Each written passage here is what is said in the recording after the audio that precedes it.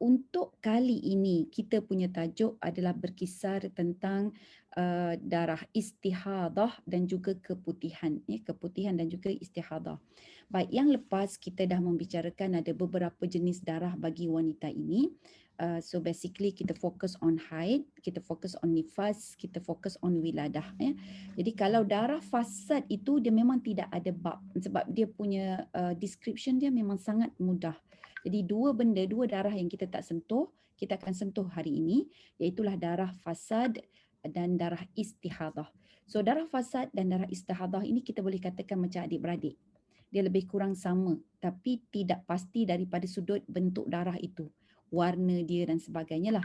Cuma darah fasad ini kita letakkan kepada contohnya darah bagi anak-anak ataupun baby kan yang belum cukup umur, belum 9 tahun lagi tapi dah keluar darah ya. Begitu juga darah fasad itu adalah darah yang keluar pada waktu kita sedang mengandung ya. Okey, yang sepatutnya tidak keluar dan sebahagian ada meriwayatkan sebagai istihadah lah ya. Okey. Jadi itu yang saya katakan seperti macam adik-beradik. Jadi darah fasad ini darah yang fasad maksudnya dia olok-olok. Dia bukan darah yang menyebabkan kita menanggung hadas besar. Okey, walau bagaimanapun darah tetap darah. Maksudnya apa? Darah itu najis, ya. Keluar istihadah ke, keluar pada status fasad ke dia, okey, kita tetap kena sucikan, bersihkan dia.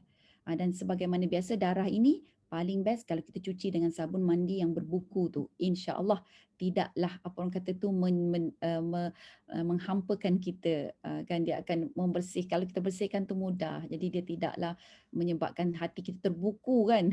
Dia walaupun sabun buku tapi dia tidak membukukan hati kita sebab memang boleh mudah lancar nak basuh dan bersih lah. Okey, sebab kita tahu kan bila kita nak membersih tu dia mesti hilang bau, rasa dia dan juga dia punya ain dia tu. Okey.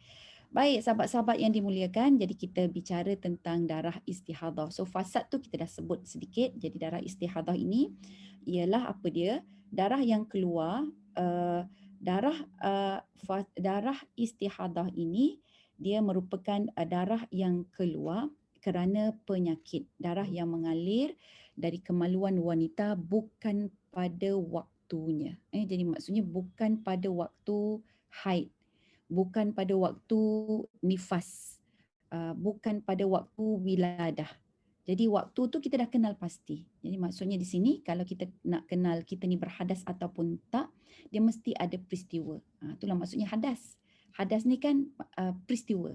Hadas ini juga adalah sesuatu yang berlaku. Jadi hadis Rasulullah SAW so maksudnya dia rentetan ada sesuatu yang berlaku maka Nabi pun akan mengeluarkan sesuatu hadis yang baru. Okey, jadi maksudnya yang hadas juga adalah sesuatu yang baru. Jadi baru berlaku. Kalau kita menanggung hadas adalah peristiwa ni berlaku pada kita. Apa peristiwanya? Datang bulan. Apa peristiwanya? Bersalin. Apa peristiwanya? Dah keluar anak dah. Tu jadi dia berlaku peristiwa-peristiwa tu kan kita kalau kita nak fokus pada istilah lah. Jadi kalau kita nak merujuk kepada istilah dia begitu. Manakala istihadah ini adalah darah yang mengalir tapi bukan pada waktunya. Dan dia boleh dibezakan dengan dua cara tadi. Pertama, pada waktu yang bukan waktu untuk digelar sebagai nifas dan sebagainya lah. Maksudnya daripada waktu. Yang kedua, daripada warnanya. Jadi kalau warna dia itu di luar daripada 5 warna yang kita ada sebut lepas. Ingat tak warna apa? Warna hitam, warna coklat, kemudian warna merah, warna kuning, kemudian warna keruh. So berbeza, 5 warna ini tidak ada, maka situlah kita boleh anggap atau kita boleh bezakan ia adalah darah istihadah. Okey. Dan istihadah ini, Masya Allah kalau kita baca hadis, ya, ada Nabi sebut berkenaan dengan istihadah ni. Ada wanita yang mustahadah, maksudnya wanita itu sentiasa ada istihadah atau keluar darah. Maka baginda Rasulullah sallallahu alaihi wasallam dia menyatakan bahawa istihadah ini adalah perbuatan daripada syaitan. Jadi maksudnya syaitan itu telah mengganggu sistem pengaliran darah bagi kita kaum wanita. Okey. Dan kalau kita tengok istilah saintifiknya, sebab biasanya kalau istilah kitab ni, sikit-sikit setan, sikit-sikit setan kan. Kesian setan tu ya, asyik kena salahkan aja ya. Okey. Jadi kalau tengok istilah saintifiknya, syaitan ini kalau digunakan dalam istilah agama kita, dia merujuk kepada perkara-perkara yang tidak baik. Penyakit pun dikirakan sebagai datang daripada syaitan. Maksudnya dia daripada unsur-unsur kesyaitanan lah. Okey. Begitu juga kalau kita dengar angin ahmar, ya, diserang oleh angin ahmar ataupun stroke. Kita umat Islam kita percaya memang ada jin yang tertentu kan, jin ahmar ini dia akan bawa angin ahmar tersebut. Dan malah ada doanya sangat panjang. Elok kita baca, salah satu daripada cara untuk melindungi kita daripada terkena angin ahmar. Bukan setakat baca, kita pula sebagai orang Islam kena tengok makna dia. Baca tu kena faham makna dia.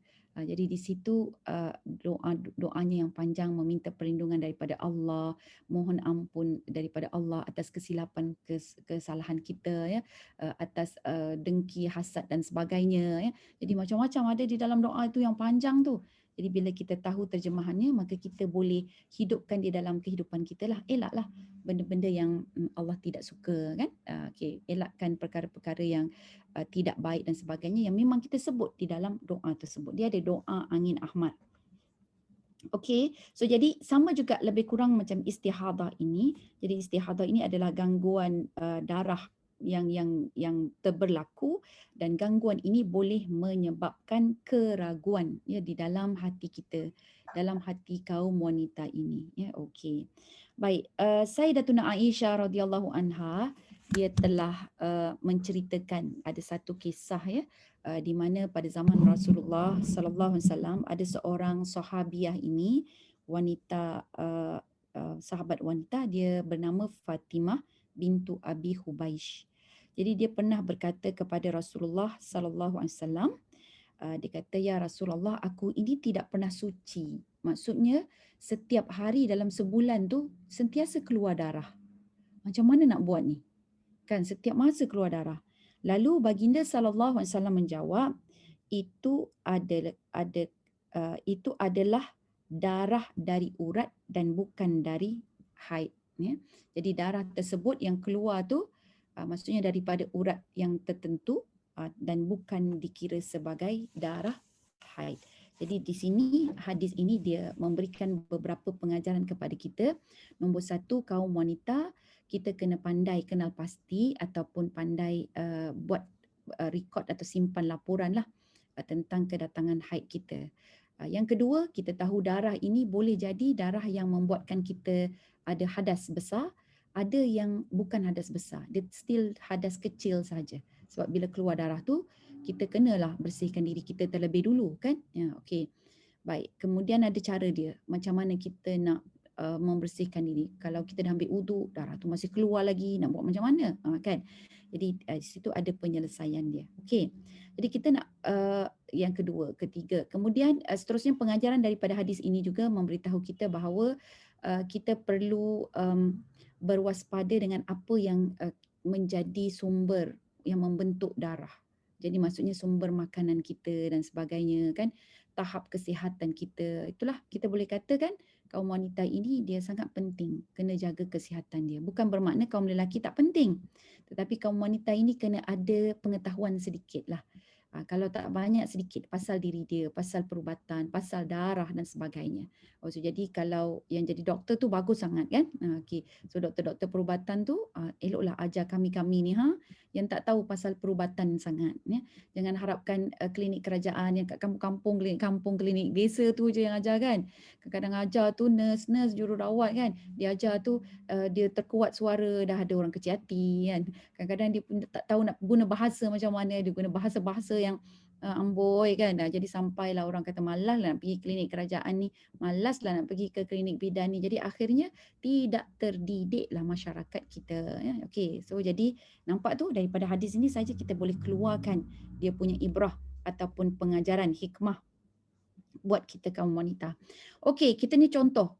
Cuba kita nak tengok contoh kes istihadah ni. Macam mana kita nak kira dia sebagai istihadah. Saya akan baca buku, siapa yang ada buku Wanita Dambaan Syurga, Tolong kita sama-sama buka muka surat 109 ya. Okey, di atas tu ada contoh kes istihadah. Bagi menjelaskan perbezaan antara darah haid dan istihadah, contoh berikut boleh dijadikan panduan. Okey, apa dia? Tempoh haid bagi Aminah pada kebiasaannya adalah selama 7 hari. Setelah tamat tempoh tersebut, Aminah bersuci seperti biasa. Namun pada hari ke-10 setelah suci, darah Aminah datang kembali. Apakah hukum darah yang ke-10 tersebut?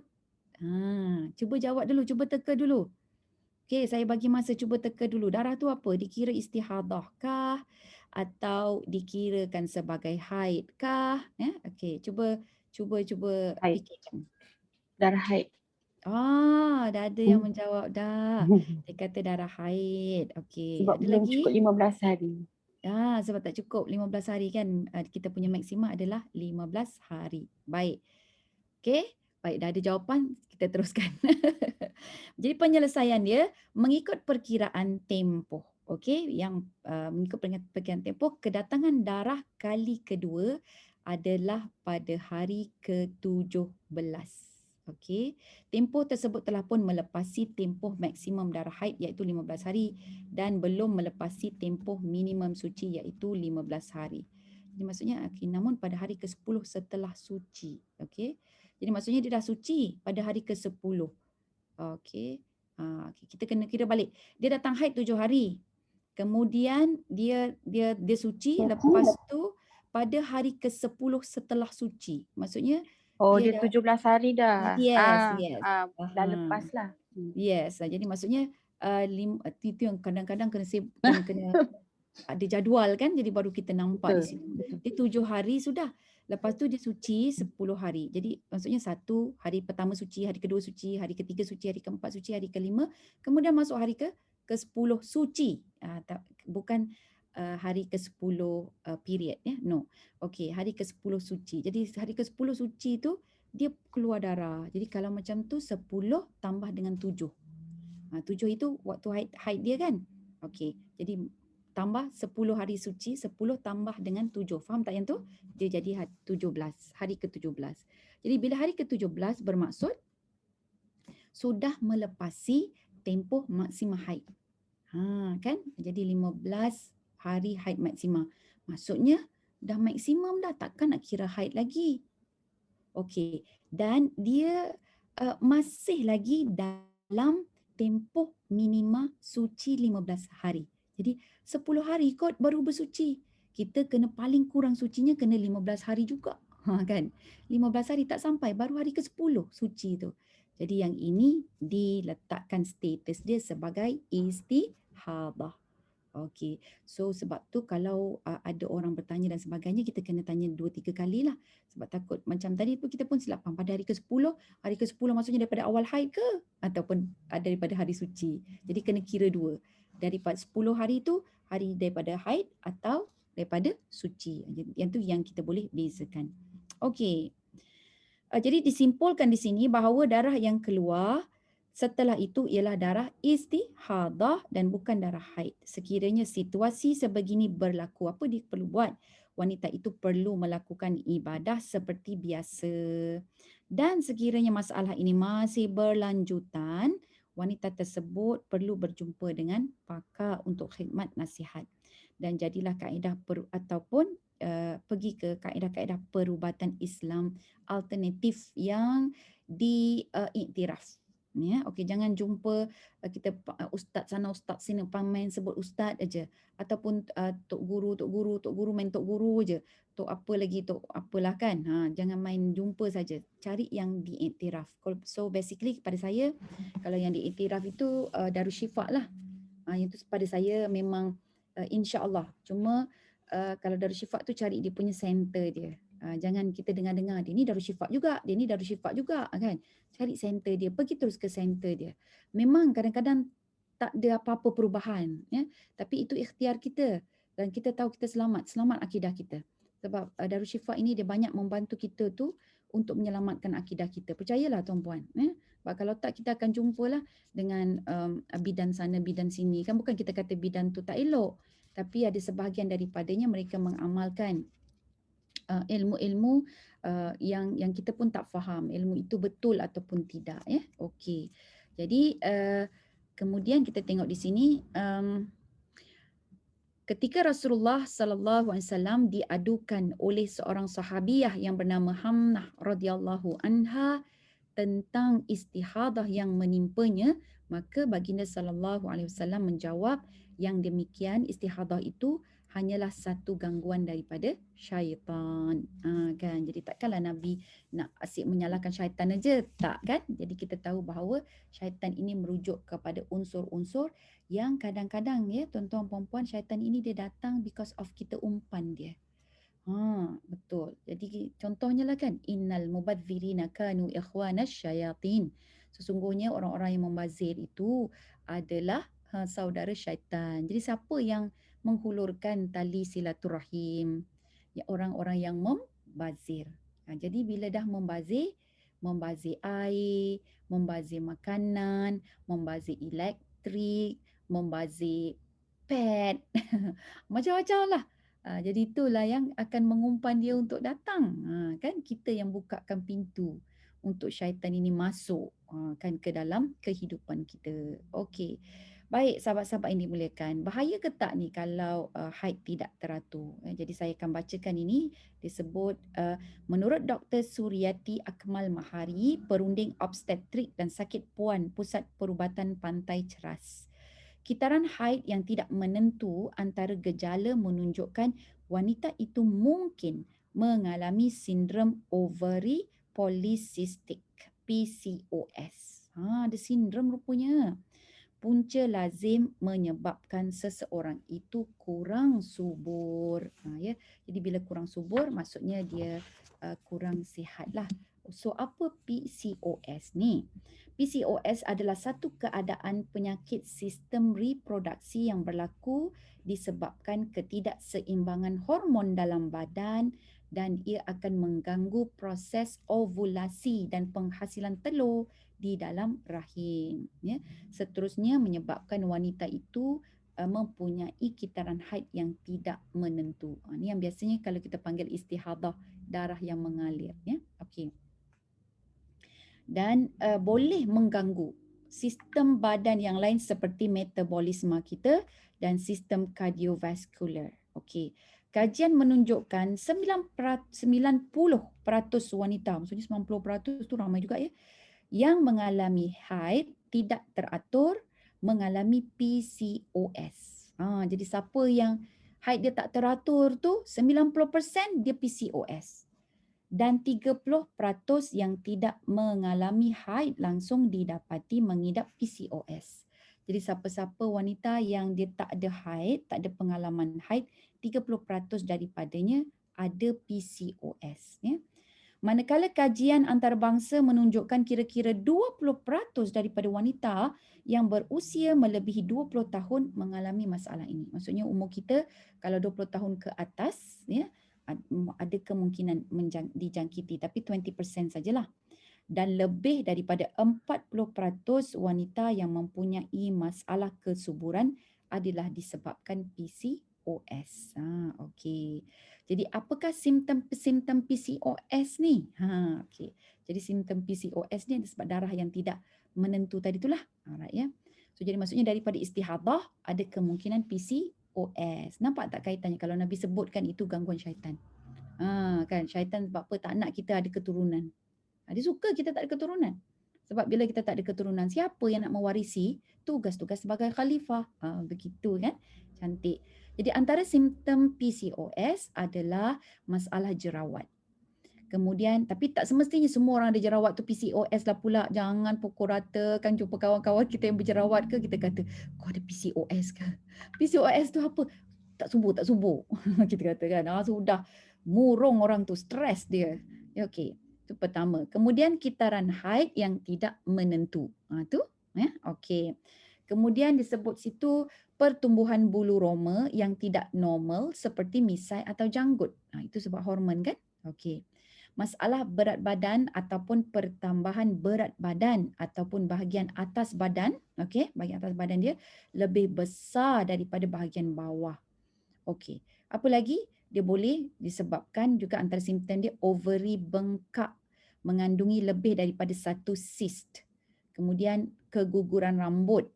Lepas tu tiada ovulasi, maksudnya tak ada haid.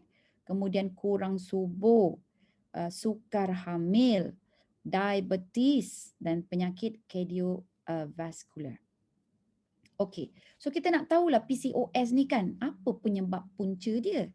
Dia kata punca sebenar PCOS masih belum diketahui sepenuhnya. Masya Allah, betul tak kalau Nabi sebut dah itu daripada gangguan syaitan kan? Tak tahu. Tapi ya, namun terdapat beberapa teori yang kuat diperkatakan antaranya seperti badan seseorang itu dia kebal uh, kepada insulin. Mungkin kerana faktor genetik, kekurangan hormon, ya, tidak seimbang, okey, sehingga folikel dalam ovari tidak berkembang dan gagal matang, seterusnya tidak berlaku ovulasi. Jadi masya-Allah sahabat-sahabat yang dikasihi, since kita boleh kata dah cerita pasal istihadah ini ya.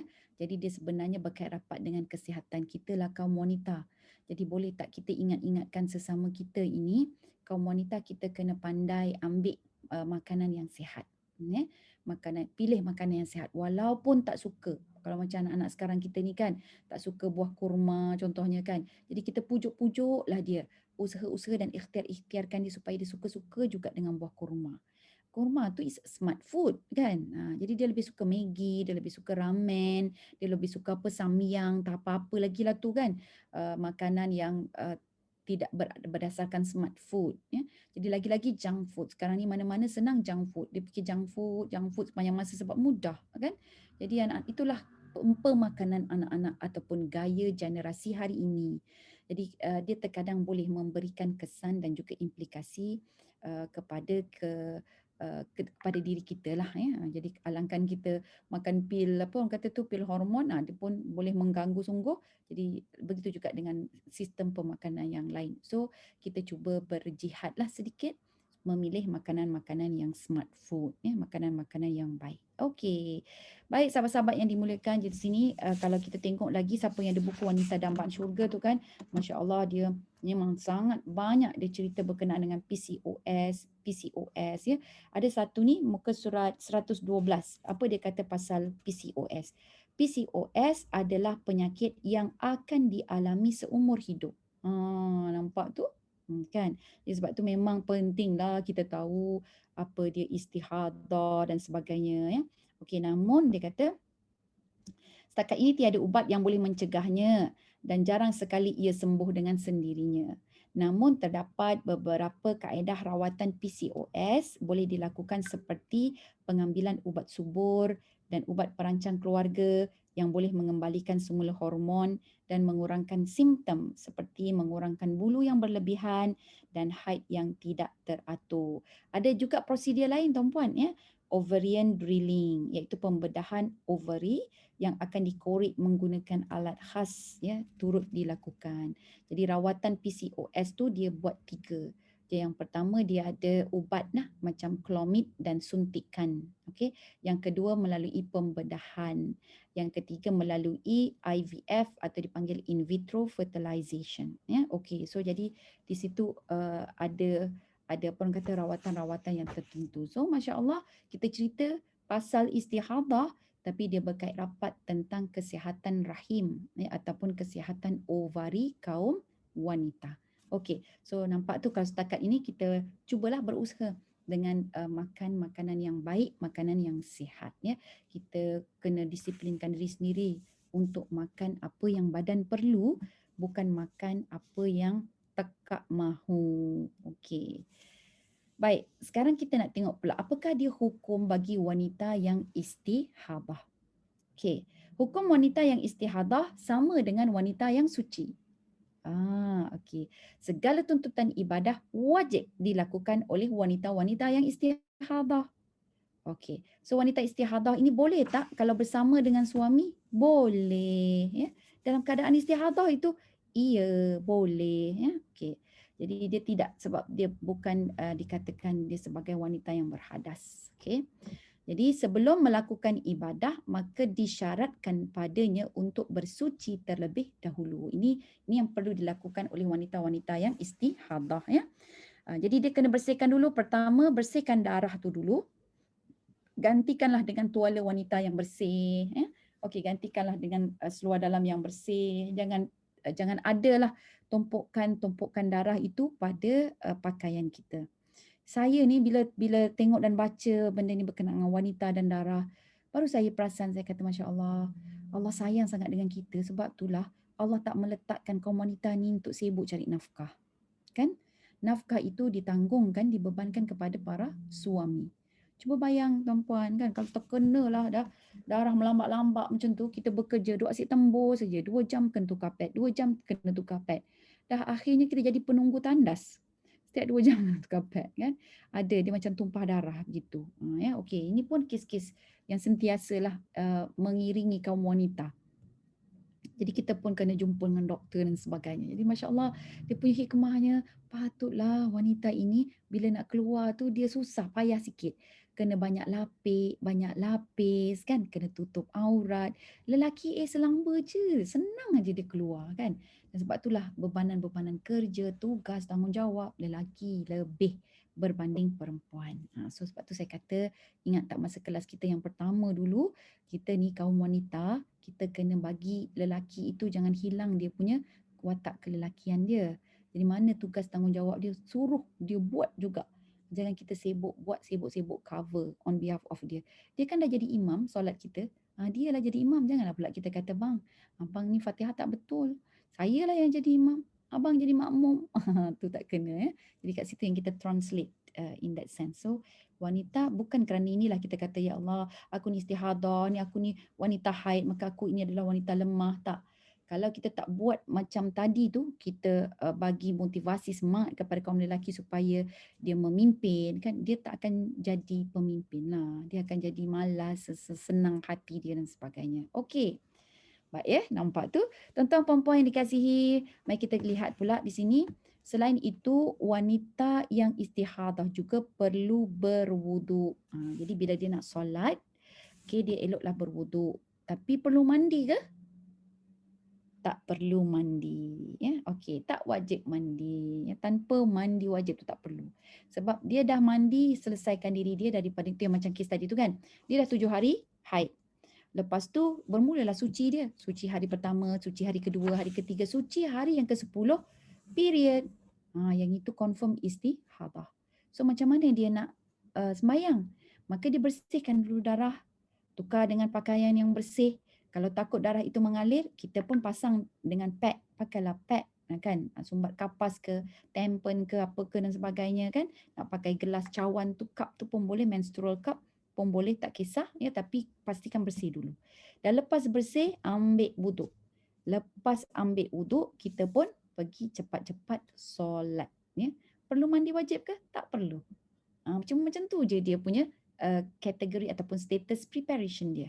So once done, habis selesai, jadi waktu dia solat itu terkeluar darah. Dia boleh rasa lah pula darah keluar. Waktu solat, waktu takbir, waktu rukuk, waktu sujud tu. Okey, darah keluar. Batal tak solat dia? Batal ke tidak? Nak tanya ni. Jawapan, batal ke tidak? Tidak. Ia tidak batal. Sebab dia masih dalam tempoh mustahadah ataupun istihadah. Ya. Okey, bagus. Ya, right. Jadi Sayyidatuna Aisyah radhiyallahu anha, dia ada bagi tahu tentang saranan baginda Rasulullah SAW bagi mereka yang ada istihadah ini. Okey, jadi kisah dia pada Fatimah bintu Abu Hubaish. Tak silap saya di zaman Nabi, sahabiah yang ada istihadah ini dalam 19 orang ke macam tu. Dalam 19 ke, dia tak genap dalam 19 ke, 29 ke, macam itulah. Tapi dia ada 99-nya. Ada senarai wanita istihadah pada zaman Nabi.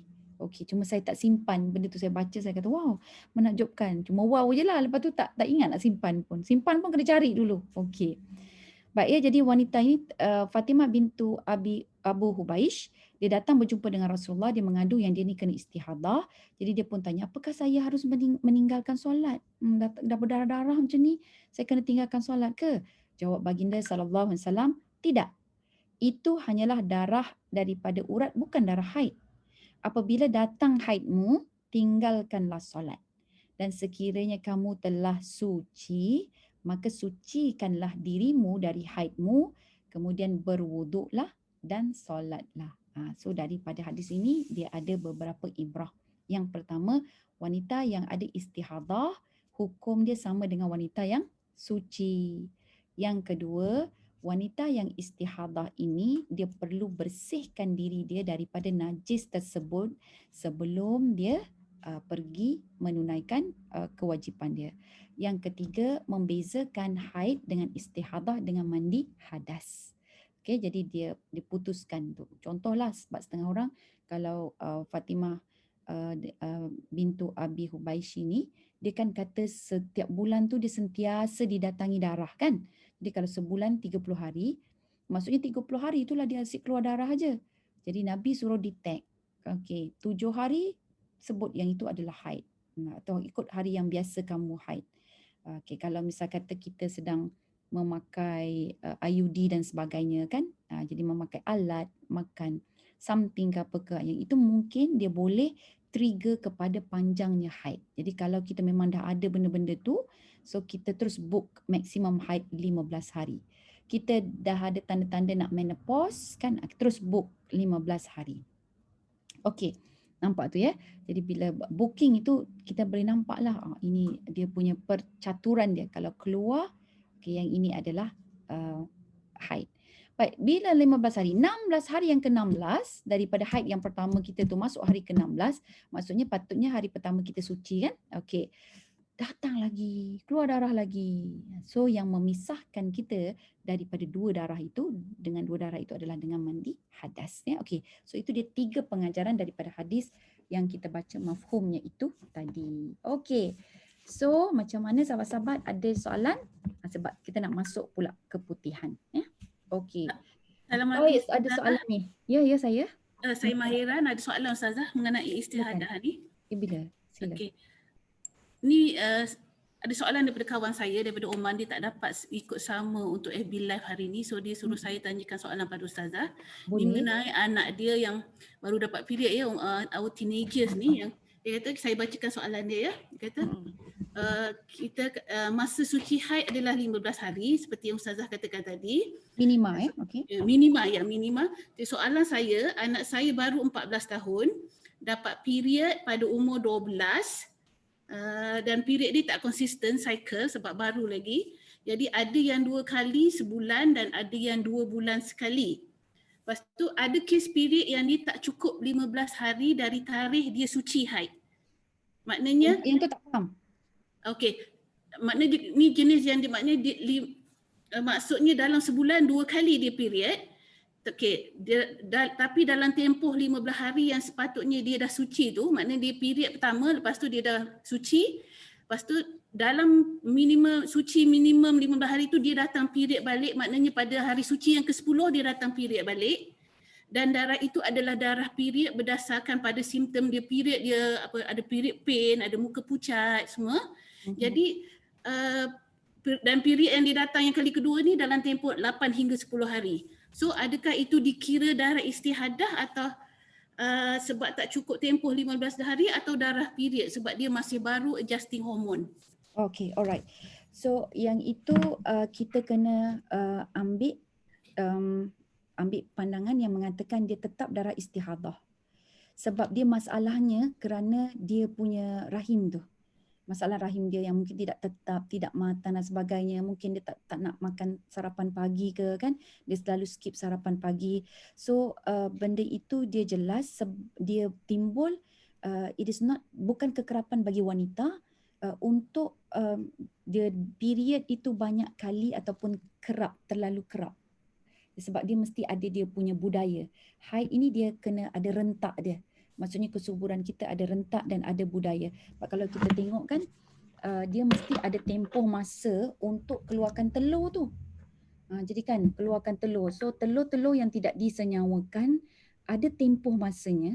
Sekira tidak disenyawakan maka dia gugur menjadi haid. Tetapi anak gadis kita ni, Allah sayangnya, dia kesian dia kan, anak gadis kita ini dia tidak menempuh kematangan telur tersebut. Jadi walaupun dia punya corak darah dia itu dia tidak menepati darah istihadah, dia macam sama sebiji-sebiji, simptomnya pun sama, ya, dan sebagainya, sama macam orang period juga. Dia tetap kalau di luar waktu, sebab tadi kita kata istihadah ni kita kenal pasti pada dua, sebab waktu, satu lagi sebab darah dia. So seandainya kalau darah itu kita tidak dapat bezakan, maka kita kena kembali balik kepada waktu. Jadi waktu itulah kalau dah melepasi 15 hari maksimum haid dan masih lagi dalam tempoh minima suci, maka kita kena angkat yang itu istihadah, walaupun rupa dia, walaupun simptom sakit dia sama dengan period. Begitu. Ya. Jadi dan sometimes dia ada kelebihan dia, Puan Mahiran, di mana apabila kita disiplinkan diri kita, ya, disiplinkan kita punya biology, body kita tu dengan cara macam tu, maksudnya bila once dah habis tempoh waktu haid, kemudian kau keluar macam mana pun itu adalah istihadah. Dia tak secara langsung, sedikit demi sedikit, mudah-mudahanlah body kita itu dia akan submit to our norms. Ya. Jadi dia macam body kita tu akan ikut. Jadi dan di situ dia akan boleh memulihkan diri dia. Tapi dengan penting kita kena tegas dengan darah kita. So saya sangat sarankan pada sahabat kita tu tadi, sebagaimana kita baca macam PCOS dan sebagainya, kita tak nak, na'udzubillah, tak nak berlaku pada anak tersebut, tapi cepat dah dapatkan rawatan. Dan saya kira kalau rawatan itu jangan dengan satu doktor saja, cubalah rawatan dapatkan pandangan kedua, pandangan ketiga, pandangan keempat. Begitu. Jadi kalau boleh lagi best seandainya memang seorang doktor yang pakar lah, pakar dalam bidang dia. So dapatlah pandangan kedua, pandangan ketiga. Sebab sometimes treatment PCOS ni kan dia hanya dengan hormon sahaja kan. Jadi bila dengan hormon, kadang-kadang bila lepas tak lepas tu wallahualam lah kan. Tapi tak apa, saya rasa bawa saja pada mereka yang ahlinya dalam menentukan kesihatan rahim kita. Dan begitu juga dengan pemakanan anak ni. Sarapan pagi kena jaga, kena biasakan makanan yang smart food, biarlah sikit tapi makanan yang baik. Pengalaman saya semasa saya jadi principal di UIA dulu, saya dapati anak-anak yang period ni, saya rekodkan sebab konon-konon nak buat observation kan, anak-anak yang selalu dapat period pain adalah anak-anak yang tak suka sarapan pagi. Maksudnya history dia sebelum. Jadi history dia sebelum tu, dia tak sarapan pagi, memang confirm. Satu lagi dia suka minum air gas. Air Pepsi ke, air Coke ke kan. Jadi yang tu lagi lah pula tambah dengan air batu. Air batu sejuk tu tak salah kan, tak salah. Tapi kemungkinan kita takut air daripada yang tidak bersih sumbernya, yang dibekukan. Jadi kemudian bila kita ambil air batu tu, dia bercampur dengan air minum kita yang elok. Jadi bila yang elok dengan yang tak elok bercampur, tak elok tu akan menang punya kan. Okey, jadi situ tengok balik dia punya pemakanan. Sebab kalau kita hanya merawat saja dengan ubat tanpa kita tengok pula dia punya orang kata tu kebiasaan dia tidak diperbetulkan, gaya hidup dia itu, dia akan tetap ada. Ya, okey. Jadi itulah pandangan saya. Ya. Terima kasih Ustazah. Harap-harap sahabat kita akan dengar. Satu soalan lagi boleh Ustazah? Boleh. Okay. Ini tadi mengenai anak yang baru dapat period, ni mengenai yang umur saya yang menopause ni Ustazah. Baik. Jadi kita pun our menstrual cycle selalunya akan berubah. Betul. Sebelum ni macam saya, macam 28 hari tu biasa, tapi bila dah umur lewat 40-an ni dan masuk 50, cycle saya akan jadi paling pendek ada dalam 20 hari atau kadang-kadang selalunya dalam 23 hari. Kalau yang 20 hari tu maknanya daripada hari pertama saya period, saya selalunya akan habis dalam 7 hari. Lepas tu nanti sampai hari ke-20 daripada first period tu saya akan period seperti biasa juga. Tapi maknanya hari suci saya masih lagi belum 15 hari, baru 13 hari. Macam mana tu Ustazah?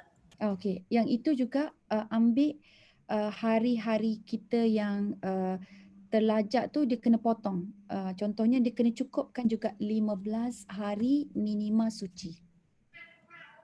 Yes. Maknanya kalau saya period balik hari yang ke-20, maknanya pada hari 23 baru saya considered as haid. Haid. I Yeah. see. Okay. Considered as haid. So sebab tu kita kalau waktu menopause ni, saya pun sama juga. Mhm. Dia memang macam tu. Kadang-kadang berlambat-lambat, 15 hari tahu pula kau berhenti macam tu kan. Kadang-kadang dia terlajak lah pula 16 hari.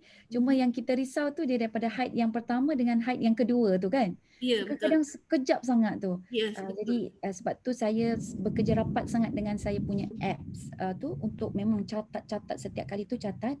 Jadi memang saya akan disiplinkan diri saya walaupun ada simptom, sebab dia kadang-kadang tak keluar banyak kan Puan ya. Dia keluar Ya, sikit, coklat. Kalau kita tengok ni dah period dah ni kan.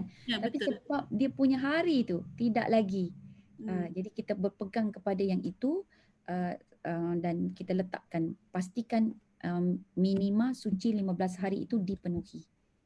Okey. Satu soalan lagi macam macam yang saya period hari pertama sampai hari ke-7 tu kadang-kadang hari ke-5 saya dah bersih Ustazah, tapi macam hari ke-6, 7 tu masih ada sikit kotor sikit-sikit lagi. Ada sebab lepas tu nanti the next period adalah hari ke-20. Kita boleh tak kita kira hari suci kita daripada hari ke-5 selepas hari pertama period tu? Maknanya memang betul-betul saya dapat 15 hari ke macam mana Ustazah? Is it? Boleh dengan syarat sudah ada tanda bersih. Jadi maksudnya sudah ada lendir warna putih. Saya sekarang ni hujan, saya takut saya mengganggu suara saya. Jadi Jelas, dengan Ustazah. syarat-syarat dia mesti kena ada tanda suci keluar. Jadi tanda suci itu adalah yang lendir warna putih sudah keluar ataupun lendir itu tidak lagi warna keruh lah. Dia putih, warna macam putih susu atau warna putih telur ya. Sudah ada, jadi kita boleh decide yang ini adalah tanda bersih aku. Okay. Kalau tak ada Ustazah, kalau tak ada tanda tu, dia period, lepas tu dia stop terus, memang tak ada apa, and then the next day dia datang balik, tak ada tanda putih tu. Okay, yang itu memang kena sampaikan 15 hari maksima. Kena buka juga tetap jadi haid kita kalau memang tidak ada tanda. Sebab biasanya yang tak ada tanda tu kita belum bersih lagi tu. So basically dia kena ada tanda lah. Cuma tanda itu sama ada dia stay dekat dalam rahim kita ataupun dia keluar kan. Dan kadang-kadang bila kita mandi, perasan tak? Bila time mandi tu barulah dia keluar. Betul. Betul tak? Betul, sebab kita berdiri. Jadi bila kita mandi, dia macam mandi ini adalah remedy. Dia adalah rawatan juga untuk kita. Seluruh saraf-saraf kita yang kejong, yang mungkin tersumbat dan sebagainya itu akan lancar. So mungkin itu juga adalah salah satu cara ikhtiar kita lah untuk pastikan kita ini sudah bersih ataupun tak, mandilah. Jadi bila kita mandi baru tahu keluar lagi. Tak bersih jadi lagi. Ustazah, kalau kita ada stain pun, jadi kita kena tunggu juga sampai 15 hari sebab tak ada tanda tu. Ya, jadi, betul. Hari suci kita kena kira daripada hari ke-16 sampailah the next 15 days. Ya, betul. Betul Puan Azidah. Sebab saya ni masa dulu-dulu saya berfahaman kalau dia dah biasa 7 hari, so 7 hari je lah dia decide. So selepas itu boleh jadilah dia istihadah dan sebagainya kan. Sebab kita punya banyak baca buku tu sampai nak fahamkan tu kan. Jadi macam nak fahamkan tu, ini buku ni kata itu, buku ni kata ini. Dan akhirnya kemudian kita berbincang bersama-sama dengan beberapa orang yang ada di dalam line haid ini. Maka mereka memutuskan, kita semua sama-sama memutuskan bahawa selama mana ada lagi stain tanda haid, maka dia haid. Tetapi kalau sudah ada stain ataupun tanda kita bersuci, maksudnya tanda yang saya sebutkan tu tadi, kemudian kita mandi. Lepas mandi keluar pula tanda-tanda itu, maka ia tidak dikira haid. Itulah pegangan kita, khususnya kalau kita bersama dengan tabung haji. Tabung haji ni memang banyak ustazah-ustazah dia bincang bab ini sahaja. Cerita pasal haid tu tebal, dia punya buku ataupun rekod dia setiap tahun begini. Saya datang pergi ke sana masa di Makkah tu, inilah ustazah kita punya setiap tahun ustazah, setiap tahun. Sebab memang akan sentiasa ada masalah-masalah baru yang akan dibincangkan. Masya Allah. Satu lagi soalan Ustazah. Jadi kalau kata stain tu sampai hari jadi kita make sure kita suci 15 hari, tapi katakanlah hari ke-14 suci tu period kita datang, that means hari tu kita still kena solat macam biasa, the next day tu baru kira period ke ataupun memang darah tu tak dikira period langsung? Oh, okey, cuba yang akhir tu saya tak berapa faham. Yang hari Macam ni, apa tu? katalah kita sepatutnya suci 15 hari. Okey. Tapi hari sebelum hari ke-15 tu, hari ke-14 tu, period yang macam biasa tu dah datang. Dia memang banyak dan dia punya ciri-ciri dia memang jadi period. Jadi hari ke-14 tu kita dikira suci ke atau Okey. ataupun hari kedua tu baru kita kira first period kita ataupun darah tu tak dikira langsung? Okey, so cara yang baik adalah mengira balik semula kita punya first haid tu. Takut kita salah kira. Ingat tak yang lepas saya ada bagi tahu pengiraan hari haid. Pengiraan hari haid dengan pengiraan tempoh minima haid berbeza. Okey, contohnya saya period waktu Zuhur. Okey, saya period waktu Zuhur. Minima period saya adalah saya tunggu esok Zuhur. Alright ya. Okey. Tetapi tu sebab itu kita kata itu lailan wa naharan 24 jam kan? Tu baru 24 jam. Kalau kita sebagian kita kira tu baru sehari. But actually pengiraan hari dia sudah 2 hari. Sebab Zuhur itu termasuk hari sebelumnya. Kemudian bila masuk maghrib dia dah hari kedua. Jadi kira hari tu dia ikut maghrib. Pertama, maghrib, kedua begitu. Cuma tempoh minimanya itu. Jadi kita lihat sebegitu. Begitu juga dengan tempoh minima samalah dengan tempoh maksima. So cuba kira semula. Jadi kalau di situ mungkin kita dah silap mengira hari, maka hari yang ke-14 itu kemungkinan besar adalah hari haid kita. Sebab kita silap kira. Jadi bila berlaku seperti itu, sekiranya kita perlu qada yang mana kita tinggal sebelum, kita usahakan untuk qada solat kita. Itu yang lebih baik. Ya, okey. Jadi kalau dah berlambat-lambat tu memang confirm ini haid ni kita katakan. Janganlah pula kita kita tetap sembahyang pula Jadi sebab kita dah tahu dah yakin dalam hati ni kan. Cuma minta maaf lah ya Allah, ampun ya Allah betapa aku ni khilaf kan. Jadi kita cubalah berusaha untuk cover balik yang sebelum tu. Okey, boleh Terima kasih sama. Baik sahabat yang dimuliakan, kita ada satu soalan daripada kuliah minggu lepas. Assalamualaikum Ustazah. Katakan saya bersama dengan suami pada satu malam. Kemudian saya nak mandi wajib sebelum solat subuh dan saya dapati saya dah pun datang haid. Perlukah saya mandi wajib kerana bersama dengan suami tadi? Tak perlu. Dia satu kali je mandi wajib iaitu tunggu lepas habis haid. Dan paling baik anda bagus seandainya terus niatkan handas aku ini untuk 2.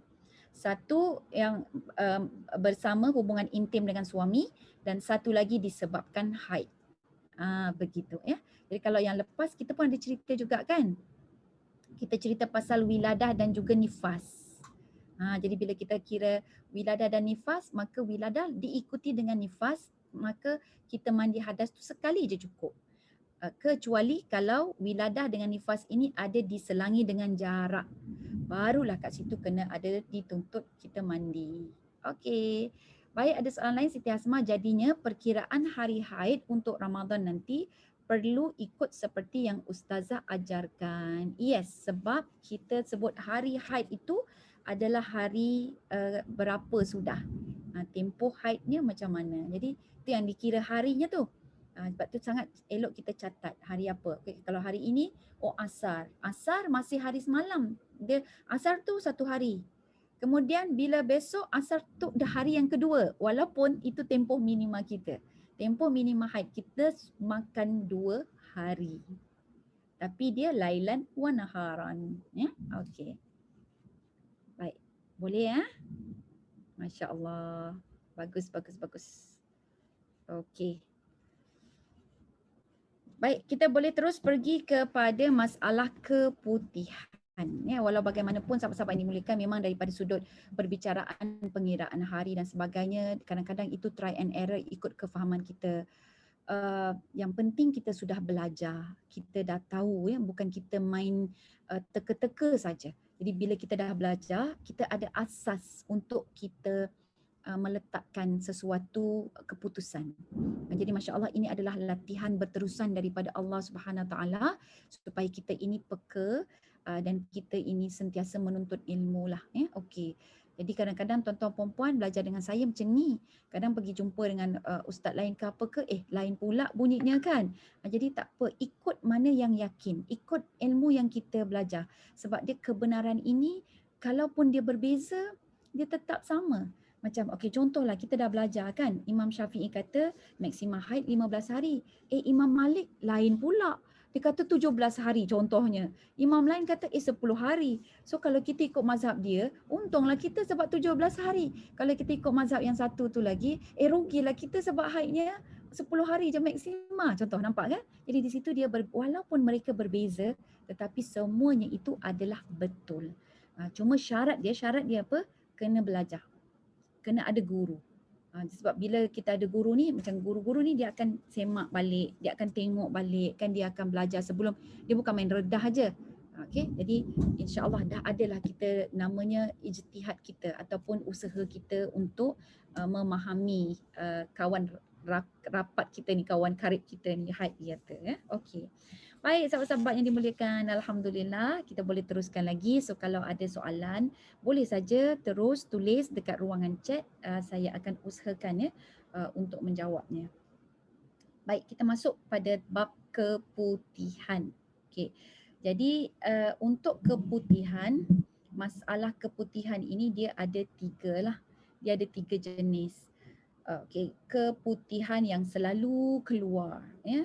Okey, kedua keputihan yang penyakit, ya. Yang ketiga adalah keputihan yang memang datang daripada bahagian dalam, ya. Okey.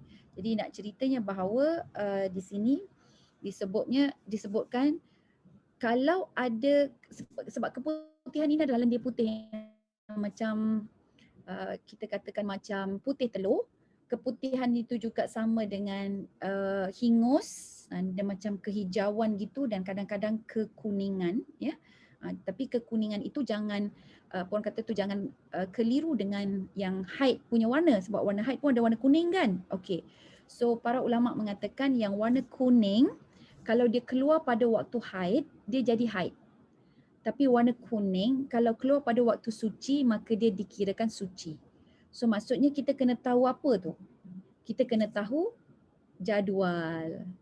Kita kena tahu hari suci kita bila, hari kita tidak suci bila. Ya, jadi kena rapatlah tu dengan kalender. Ya. Okey. Jadi bila sebut pasal keputihan ini, sebahagian daripada para ulama yang daripada Faraj keluar ni, Imam An-Nawawi dia mengatakan bahawa keputihan kita itu adalah air campuran antara peluk dan juga mazi. Okey. Jadi all in all kita sebut keputihan ini boleh dikatakan mazi. Mazi ni apa?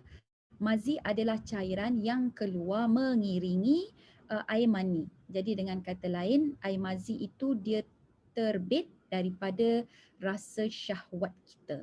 Ya, okey. So ada keputihan yang jadi penyakit. Right? Dan biasanya keputihan yang penyakit ini dia akan berbau, dia akan gatal. So saya nak ingatkan sahabat-sahabat semua, siapa yang ada keputihan seperti ini, yang bila dia keluar kita rasa gatal sebab mungkin ada jangkitan fungus and so on, it is very very dangerous according to my reading dan juga my experience tengok orang lain punya kan. Very dangerous kalau dia mengandung, terkena pada baby di saat dia deliver the baby.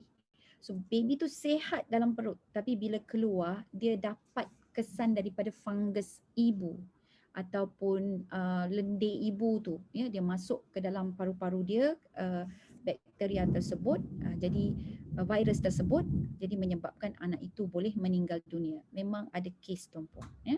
So berhati-hatilah dengan keputihan ini. Dia boleh jadi penyakit, dia boleh jadi tidak penyakit. So yang jadi penyakit itu confirm memang itu najis, ya. Manakala maksudnya ada keputihan yang tak ada najis ke? Iya.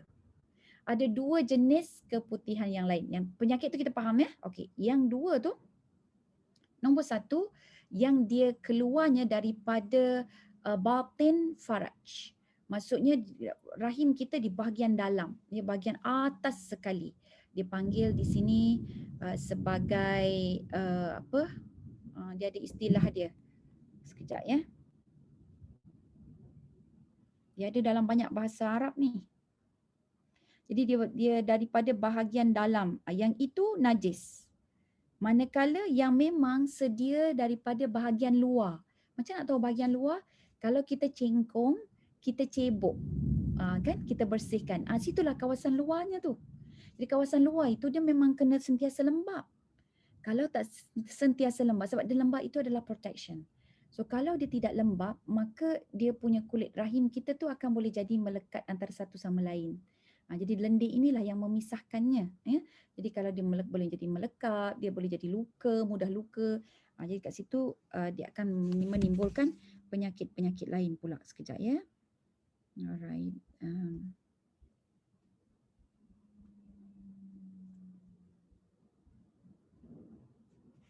Okey. Dia panggil di sini rutubatul faraj. Ya, okey. Keputihan ini dalam istilahnya rutubah al-farj. Okey, sahabat-sahabat yang ada buku Wanita Dambaan Syurga, boleh tengok muka surat 113. Jumpa tak kalimah rutubah al-farj? Ya, di rutubatul farj. Jadi rutubatul farj yang kita bincangkan sekarang ni dia terbahagi kepada 3. Dipanggil adna, dia panggil wasat, dia panggil aqsa. Bukan Masjidil Aqsa, bukan. Dia panggil adna, maksudnya kategori level yang paling rendah. Yang tu yang saya sebutkan tadi. Jadi maksudnya dia lendir pelembap sahaja. Ya, okey. Kemudian yang kedua adalah wasat. Jadi wasat dan satu lagi adalah aqsa. So wasat dan aqsa. Wasat ini yang bahagian pertengahan. Kemudian aqsa yang bahagian dalam. So biasanya kalau kita nak tahu, nak kenal bahagian aqsa itu mudah, bahagian adna pun mudah. Adna tu yang dekat bahagian luar je tu kan. Okey. So adna sebenarnya tidak najis. Tidak najis. Dia macam air liur kita. Jadi air liur kita kan, kalau kita tengok air liur kita sentiasa lembap kan. Jadi dia lembap itu supaya tidak kering kulit lisan lidah kita semua kan. Bibir dalam tak, kalau kering tu dia jadi macam akan melekap, susah nak bergerak kan, susah kita nak nilah nak bercakap.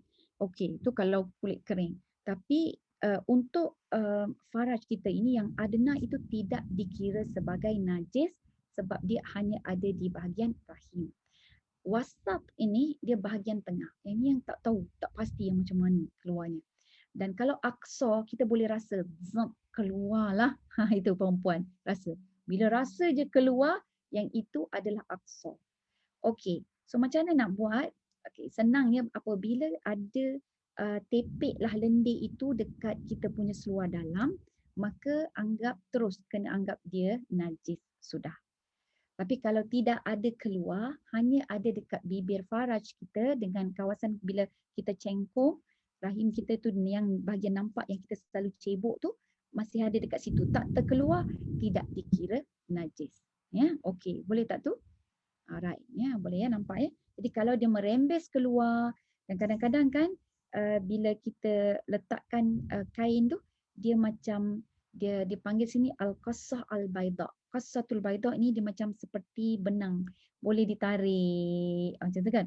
Kadang-kadang kita masa membersihkan tu tarik tak habis-habis, panjang lendir ni kan. Okey, yang tu dipanggil qassah al-baida. So yang itu kita kategorikan sebagai sebagai najis lah ya, sebab dia dah terkeluar daripada bibir faraj. Yang itu mudah. Sebab kita kalau tak nanti kita nak study yang mana satu adna, yang mana satu wasat, yang mana satu aqsa, pening kepala kita. Dah lama lah kita duduk dalam tandas tu, akhirnya jadi was-was. Saya jadi kelompok was-was saja sebab duduk lama sangat kat tandas tempat syaitan kan. Jadi kita decide sekarang ini mudah, mana-mana lendir keputihan yang sampai keluar daripada bibir faraj, anggaplah dia najis. Ya. Jadi di situ bila kita nak ambil wuduk, bersuci dan sebagainya, itu yang dekat seluar tu sama ada kita keluar cabut ataupun kita basuh. Sebab kalau basuh dia ada pros and cons. Pros dia memang kita bersih lah. Boleh pakai seluar dalam tu walaupun basah, lembap kan. Cons dia di situ akan menggalakkan pertumbuhan fungus. Dia ada kait rapat pula dengan kesihatan kita. Ya. Okey, jadi macam mana ni Ustazah? Senang saja. Masuk ke toilet, tanggalkan seluar, bersihkan diri kita dulu. Lepas tu kalau elok lagi bawa seluar lain. Sebab kita takut time kita solat itu, time rukuk, time sujud keluar lain pula kan. Okey, jadi macam tu dah jadi kita seolah-olah dipanggil orang yang sentiasa berlaku hadas. Jadi yang tu dia kena lain. Caranya macam istihadah yang tadi. Jadi dia kena nak ambil wuduk tu kena bersihkan diri dia dulu, tunggu masuk waktu dulu. Tunggu masuk waktu, bersihkan diri dia, kemudian ambil wuduk, ya, lepas tu pakai pakaian yang bersih, kemudian cepat pergi solat. Ini kalau dapat keputihan memanjang lah. Okey. Dan kalau ikut saintifik sebenarnya ada 4 tempat yang mengeluarkan keputihan ini. Yang pertama dipanggil bibir faraj. Jadi bibir faraj ini dia sentiasa lembab. Jadi dipanggil vulva. So yang ini dia tidak najis, ya. Yang kedua adalah faraj, vagina. Yang ketiga pangkal rahim ataupun cervix, dan seterusnya rahim ataupun uterus. Okey, ya. Baik. Muka surat 114. Namun yang paling banyak mengeluarkan keputihan yang berlebihan jika perubahan hormon berlaku ialah pada pangkal rahim dan faraj. So kalau rahim dengan faraj tadi dia bukan bibir kan? Okey. So yang itu najis. Ya, alright. So ada beberapa jenis keputihan. So satu keputihan yang kita panggil keputihan yang suci. Yang ini adalah keputihan yang normal. Ini adalah lembapan biasa yang ada pada bibir faraj. Ini yang saya sebut tadi. Okey. Dimaksudkan dengan keputihan biasa ialah faraj kita mengeluarkan lendir secara dominan tapi tidak berlebihan. Lendir tersebut tidak ada warna, tidak ada bau. So dia berfungsi. Apa fungsi dia? Sebagai pelindung semula jadi dengan cara mengurangkan geseran dinding faraj ketika berjalan. Jadi bila kita bergerak, kita berjalan, maka dia protect kita punya alat kemaluan itu, vagina faraj kita daripada luka. Ya. So keputihan yang normal ini dia peranan dia sebagai pelembab, penyegar, pembersih, penyedia medium pH yang sesuai untuk badan kita dan rahim kita. Dan cairan semula jadi ini juga membantu sewaktu hubungan intim dengan suami kita. Ya, okey. Dan seterusnya dia juga membersihkan sistem peranakan dan membuang sel-sel lama dan menggantikannya dengan sel-sel yang baru. Jadi maksudnya lendir yang ada pada bibir faraj itu kemungkinan ada juga berada di sebahagian dalam body kita itu sendiri. Ya, okey. Dalam Subul Salam, Imam As-San'ani menyebut bahawa air putih itu tadi yang datang setelah terhentinya haid adalah pelembut dinding rahim. Dinding rahim dibalut dan dilembutkan dengan air tersebut sebagai persediaan menyambut benih baru setelah membuang benih lama yang tidak disenyawakan. Ia seperti katil dan hamparan baru yang seperti cadar kan, menanti tetamu yang ditunggu. Jadi ini adalah keputihan-keputihan yang suci, masya-Allah. Okey, tapi dekat mana yang kita nampak kadar dia adalah pada bibir atau pada bahagian faraj tu. Okey. Yang kedua, ini adalah keputihan yang diperdebatkan. Okey. Jadi keputihan ini daripada faraj mengeluarkan lendir pada kadar agak berlebihan sehingga meleleh keluar daripada faraj dan daripada sistem peranakan wanita. So dia meleleh keluar. Keputihan ini diistilahkan sebagai keputihan mengikut istilah awam kita ni. Okey. Dan dia dibahaskan daripada kalangan ulama sama ada hukum dia suci ataupun najis. Ya.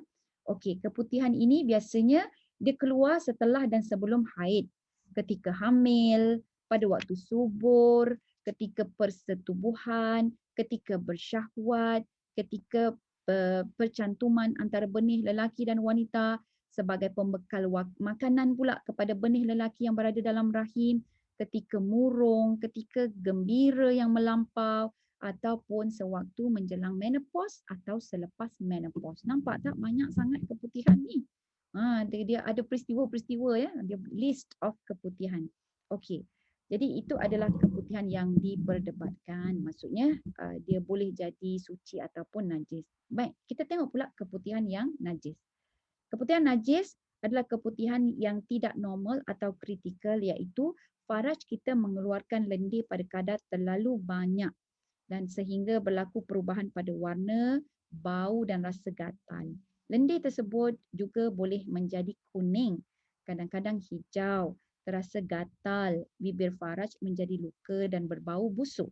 Antara faktor berlakunya keputihan yang najis ini ialah jangkitan bakteria seperti bakteria vaginosis ataupun kulat seperti trichomoniasis dan Candida albicans. Bakteria dan kulit ini mampu merebak ke seluruh tubuh badan dan boleh menyerang organ-organ penting dalam badan. Yang ini yang saya katakan bahaya tadi kalau sudah ada fungus pada keputihan kita. Okey, so nampak ya banyaknya keputihan kita. Okey, boleh tak tolong catat sikit? Sebab saya ada dapat ini daripada seorang pelajar yang belajar daripada Mesir. Okey, kita sebenarnya semua kita ini ada 17 yang keluar. 17 benda yang keluar daripada kita punya vagina ataupun faraj kita. Dia panggil situ kubul dan dubur kan. Jadi kalau kita perempuan ni daripada depan, daripada faraj dubur. Okey, nombor 1 benda-benda yang keluar. Saya sebut benda sebab kadang-kadang dia bukan cecair. Benda-benda yang keluar. Sedia tak dengan pen? Kita ada 17. Nombor 1 air mani. Keluar di situ. Yang kedua air mazi. Okey, yang ketiga air wadi. Yang keempat air kencing. Tapi lubang dia berbeza lah kan. Yang kelima nanah. Yang keenam haid. Yang ketujuh nifas. 8 wiladah. 9 air ketuban.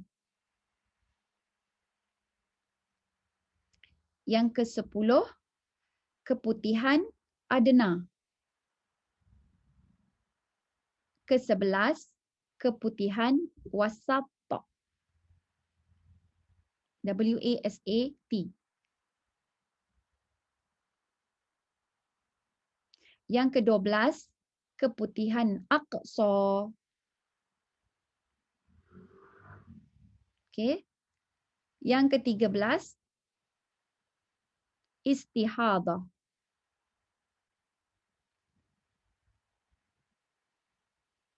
Yang ke-14 kentut ataupun angin.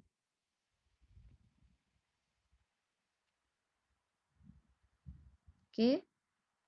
Yang ke-15 peluh.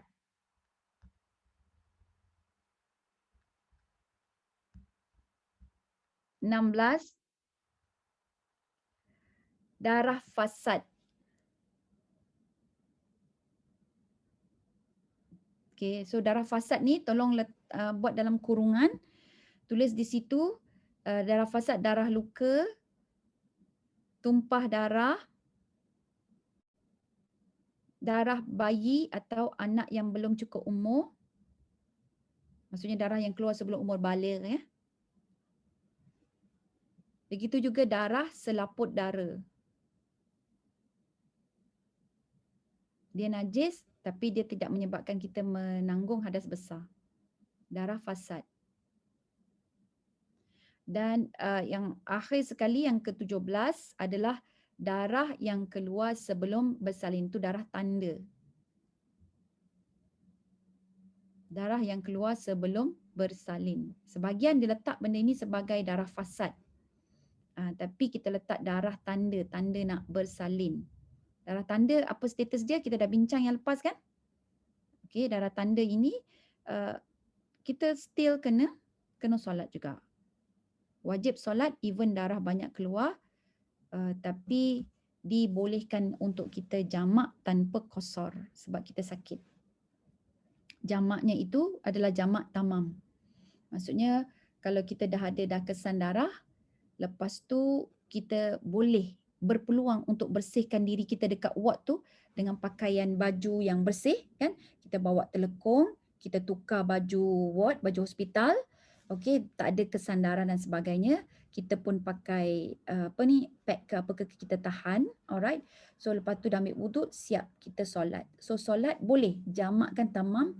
Contohnya Zuhur dengan Asar. Zuhur 4 rakaat, Asar 4 rakaat. Okey, boleh tu. Kemudian bila waktu malam kena ambil wuduk lagi dan bersihkan juga.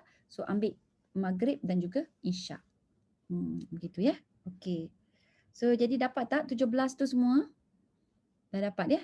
Okey. So jadi yang tadi keputihan tu ada 3 jenis. Adna, wasat dengan satu lagi aqsa. Ya.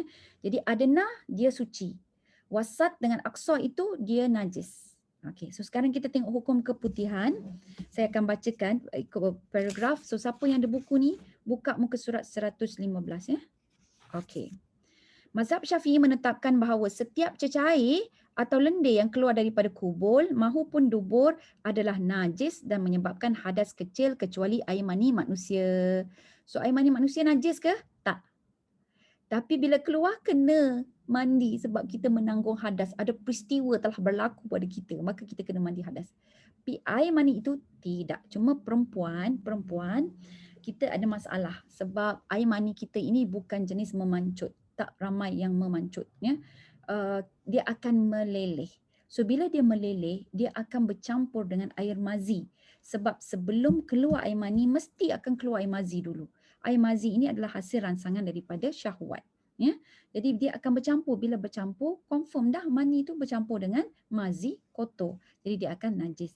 So saya tidak kira kalaulah mani tersebut keluar daripada wanita, dia bersih, kecuali memang boleh dipisahkan daripada air mazi ya. Okey, kalau lelaki sebab dia memancut ya, jadi pancutan dia itu tidak bercampur dengan air mazi, so dia memang pancutan dia tu air mani yang tu tidak najis, walaupun mungkin terkenalah dekat tempat solat kita contohnya kan, tapi itu tidak dikira sebagai najis. Kalau kering pun boleh cabut je.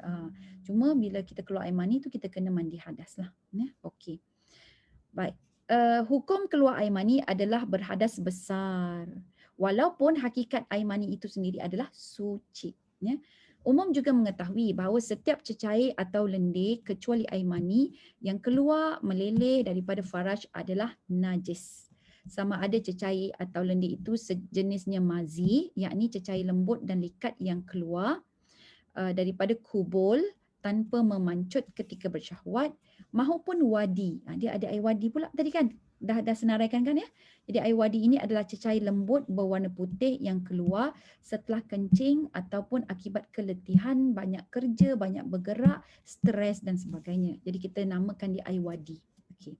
Ia dikategorikan sebagai najis mutawassitah, iaitu najis sederhana. Bukan najis mughallazah.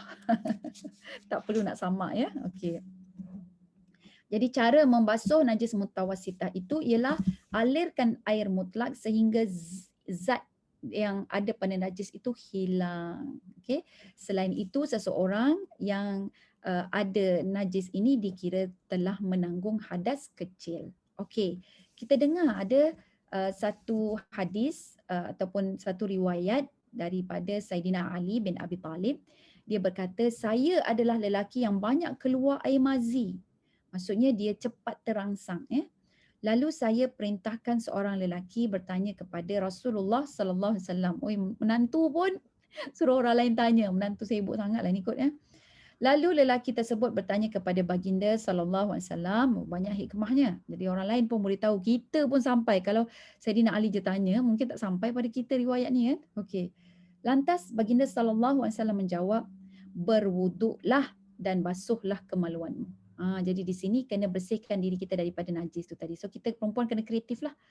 Kan bila dah berlendir manjang tu, jadi nak membersihkannya tu, jadi bawalah ekstra seluar dalam ke, panty liner ke kan. Okey. Tapi itulah kalau kerap faraj kita ini dia lembap basah, maka dia menggalakkan pertumbuhan fungus, which is not good.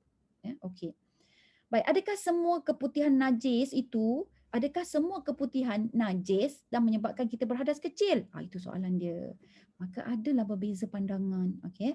Ulama berbeza pendapat berkaitan keputihan yang kita sebut-sebut ni, orang awam ni. Menurut fuqaha, keputihan yang kita sebut itu adalah merujuk kepada rutubah al-farj. Itu yang saya sebut tadi, adna, wasat dengan apa satu lagi?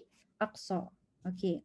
Dan juga dipanggil sebagai qassatul bayda, iaitu seperti benang ya, macam lendir, yang benang macam lendir telur putih senangnya lah. Okey. Sekiranya ia keluar pada kadar agak berlebihan daripada waktu-waktu yang biasa. Okey, so masa dia keluar lebih, Itu yang jadi muskil tu, apa dia punya hukum dia kan. Perbezaan pandangan ini adalah berpunca daripada definisi keputihan itu sendiri, iaitu air yang terhasil di antara mazi dan peluh. Itu menurut pandangan Imam Nawawi.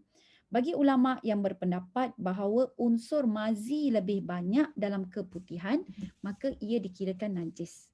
Manakala ulama yang cenderung kepada unsur peluh lebih banyak dalam keputihan, mereka mengatakan ia adalah suci. Ada dua pandangan. Masalahnya mana nak tahu mazi dengan yang suci tu, yang mazi dengan rutabah al-faraj tu, mana satu yang banyak, kita tak tahu kan. Baik, kita tengok ni, Anas bin Malik berkata baginda SAW masuk kepada kami dan tidur, yakni qailullah, tidur sekejap sebelum waktu zuhur. Baginda berpeluh-peluh ketika tidur. Maka ibu saya datang dengan membawa bekas lalu menadah peluh baginda ke dalam bekas tersebut. Baginda SAW terjaga dan bersabda, "Wahai Ummu Sulaim, apa yang sedang kau lakukan?" Rupanya dia pergi tadah peluh Nabi. Dia menjawab, "Ini peluhmu. Kami akan menjadikannya minyak wangi kami dan dia merupakan sebaik-baik wangian." Jadi nak ceritanya peluh Nabi ni sangat wangi. Bukan macam peluh kita ya. Peluh kita tu nak pengsan. Masya Allah. So, maka kita tengok pula. Peluh manusia biasa lain, peluh Nabi lain. Itu khas, khusus untuk Nabi. Dalam Nihayah Al-Muhtaj, karangan Imam Ar-Ramli. Imam Ar-Ramli ni biasanya dia syadid. Dia agak tegas. Ya.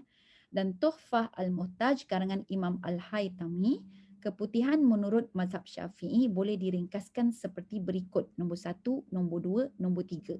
Dia ada 3 ringkasan dia. Yang pertama, keputihan yang suci dan tidak membatalkan wuduk. Yang mana satu ni? Yang mana satu ni? Okey.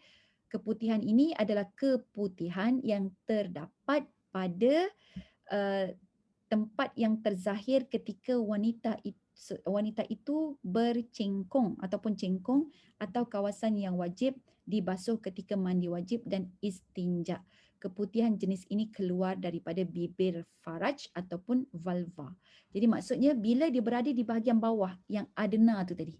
Bahagian bawah. Macam mana nak tahu bila kita cengkong nanti calit sikit dekat dinding rahim kita tu, dekat bawah faraj kita tu kan, dekat kemaluan kita tu calit. Yang itu adalah keputihan yang suci.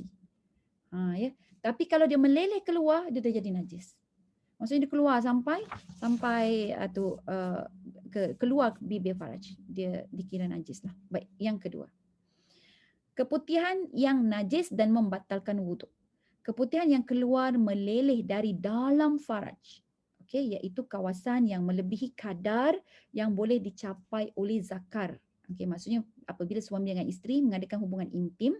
Okey, jadi tempat kawasan yang boleh dicapai oleh zakar itu maksudnya belum lagi dalam faraj. Ini yang bahagian aqsa lah tu kan. Ya, bahagian dalam Okey.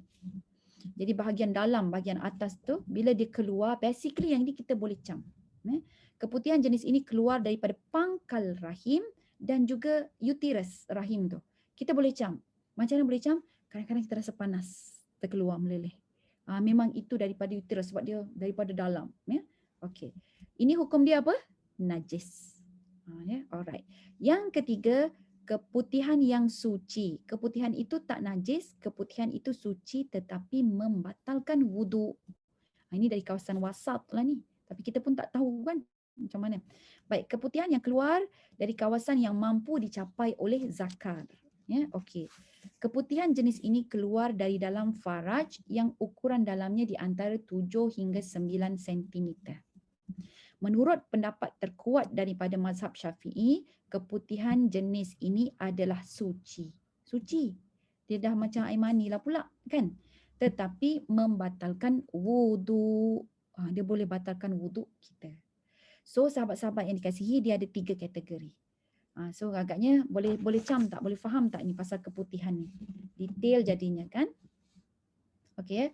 Jadi kalau mungkin yang biasa kalau kita tak rasa benda itu keluar, so dia boleh dikirakan sebagai suci, cuma kita kena ambil wuduk lagi. Dia membatalkan wuduk kita. Dia jadi hadas kecil. Ya, okey. So bagi tata cara bersuci bagi wanita yang mengalami keputihan. So kita ada 7 minit lagi, Masya Allah. Masalah keputihan yang berlebihan sehingga mengganggu solat, hukumnya dibahaskan di bawah kategori uzur yang dimaafkan. Seperti wanita yang sedang beristihadah dan orang yang bermasalah dedas. Apa dedas? Kencing tak lawas. Ya.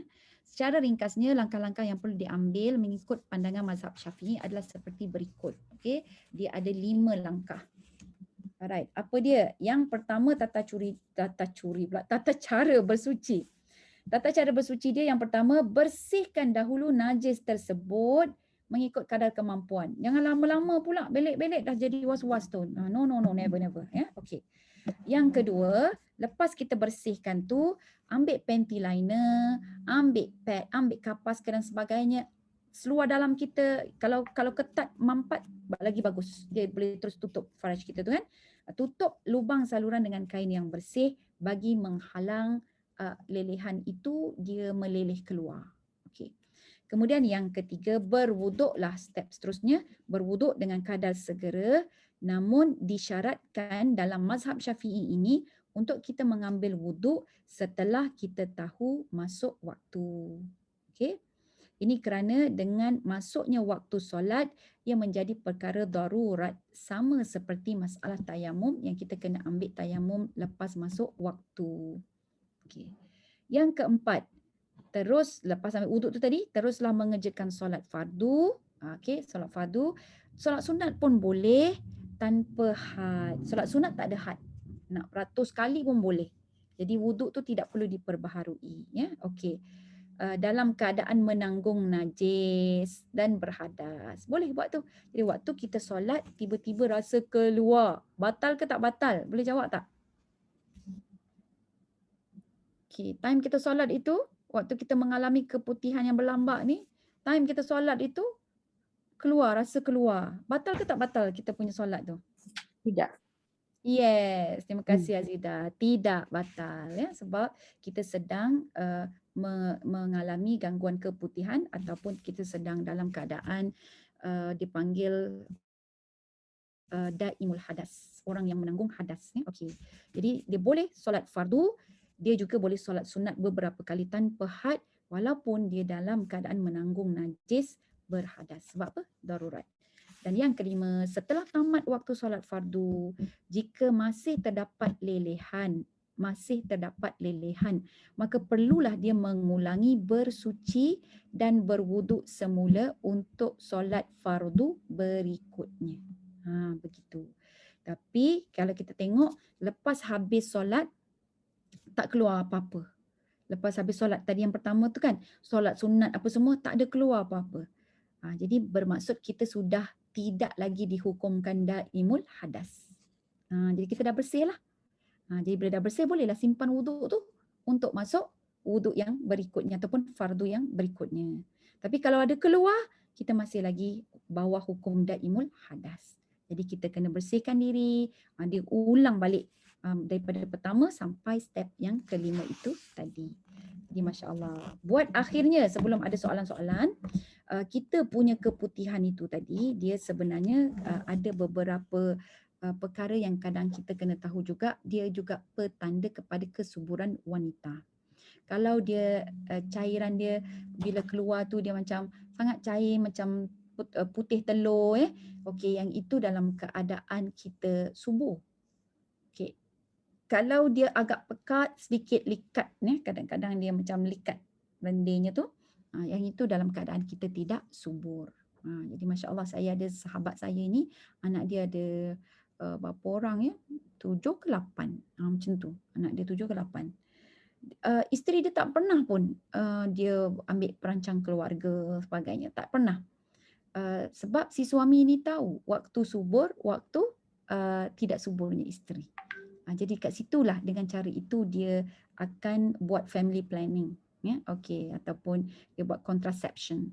So kalau kita hukum untuk contraception ini adalah harus, kalau perempuan itu sakit, kalau dia mengandung kerap, dia boleh membahayakan dia punya nyawa, maka boleh jadi wajib. Makruh kalau memang saja-saja tak nak ada anak. Jadi memang kalau sekat tak nak ada anak langsung, haramlah hukum dia. Ya, okey. Wallahu a'lam. Jadi ada soalan? Masya Allah, mudah-mudahan jelas ya semua. Kita ada dalam 2 minit lagi sebelum kita nak tutup dengan suratul Asr dan tasbih kafarah. Ada lagi? Nak tanya soalan? Tak ada ya? Jelas ya? Ya, InsyaAllah jelas Ustazah. Okey, Alhamdulillah. Seronok kalau jelas. Terima kasih Puan Mahiran. Terima kasih yang kalau saya tengok ni ada siapa yang ada dekat depan saya ni ya. Ada Azida, Siti Hasma, Dr. Shirin, Saratun Najah, Hani Hanana, Darul Insan Qatar, Nur Raziha, Ummu Khadijah, Nurlila Syari, Kina ada, Nik Nadia, Nur Huda, Azia, Jaja, Mazia, Syahadah, Hasni Yasir, Hasmaliza. Yang lebih tu wallahu alam, saya pun tak boleh nak tengok lagi siapa ni, ada lagi ramai ni, subhanallah. Ya. Ada lebih kurang 20 partisipan, subhanallah. Jadi mudah-mudahan Allah memberi ganjaran yang terbaik buat kalian semua dan juga dijadikan majlis ilmu ini sebagai saksi untuk kita dapat syafaat daripada Allah di akhirat kelak. Ketulusan dan keikhlasan kita menghadiri majlis ilmu ini akan memudahkan urusan kita untuk menuju ke syurga Allah. Man salaka tariqan yaltamisu fihi ilman sahalallahu lahu bihi tariqan ilal jannah, kan? Sesiapa yang menempuh satu jalan untuk dia pergi menuntut ilmu, maka Allah akan mudahkan baginya jalan-jalan ke syurga. Jadi kita nak majlis ilmu kita pada petang ini menjadi salah satu daripada asbab kita mudah pergi ke syurga. Amin ya rabbal alamin. Baik, kita tutup dengan suratul Asr dan tasbih kafarah. Bismillahirrahmanirrahim. Wal asr innal insana lafi khusr illa alladhina amanu wa amilus solihat wa tawasaw bil haqq wa tawasaw bis sabr. Sadaqallahul azim. Bismillahirrahmanirrahim. Subhanakallahumma bihamdika asyhadu an la ilaha illa anta astaghfiruka wa atubu ilaik. Baik, sekian dulu. Tinggal jaga diri, jaga kesihatan, jaga keluarga. Assalamualaikum warahmatullahi wabarakatuh.